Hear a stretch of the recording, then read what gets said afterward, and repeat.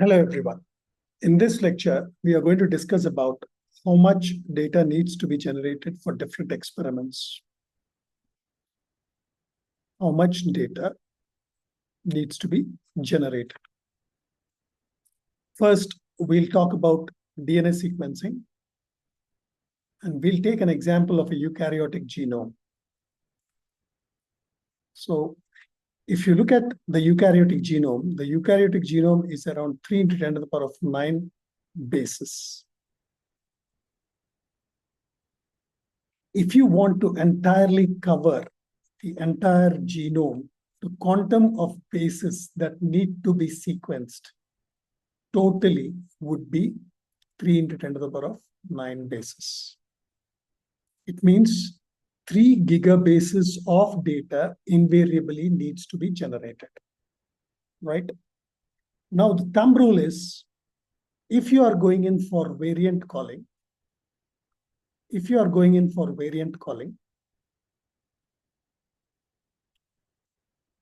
the genome has to be covered at least 30 times. That is referred as 30x coverage. What does this mean? It means if there is a nucleotide X here, this nucleotide in your sequencing is at least covered 30 times.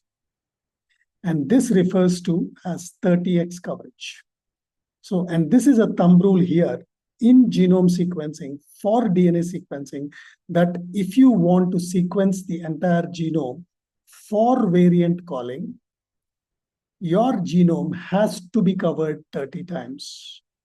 And it is shown that if it is covered 30 times, the SNP called or the SNPs called are true. So let's say to cover your genome once, you need to generate how much of data? 3 into 10 to the power of 9 bases of data.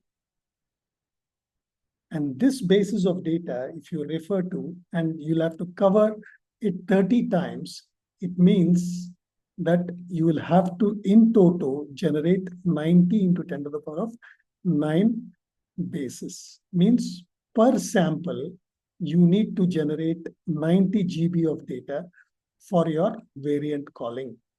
And this would yield appropriate true SNPs for your future use. So sometimes what happens, the vendors would not ask you in terms of gigabases. They'll confuse you and they'll ask you in terms of millions of reads.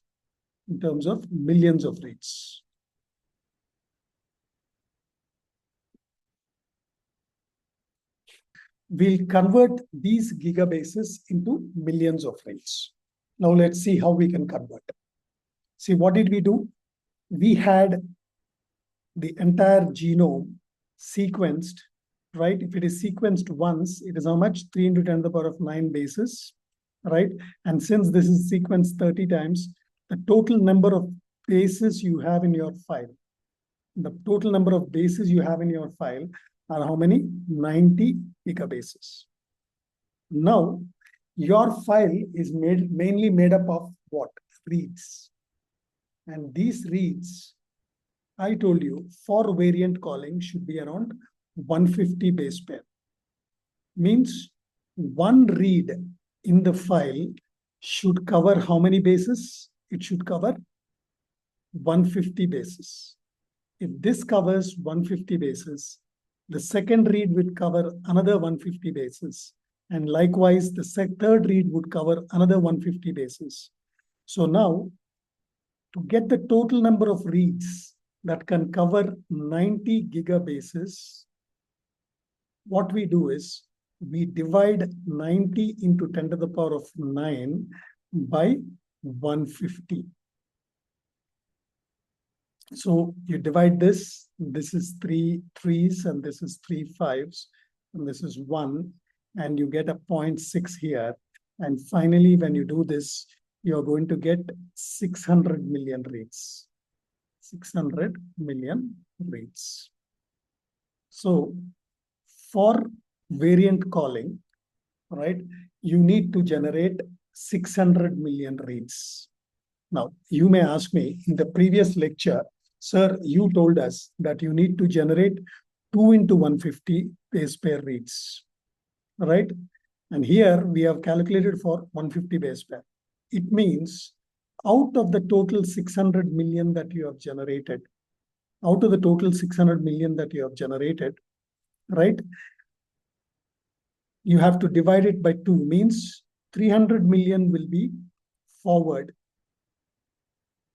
and 300 million will be reverse in the paid end data. So you'll have to clearly understand both the forward and the reverse would cover a total of around 600 million reads. And this is what we do when we actually generate data for your SNP calling.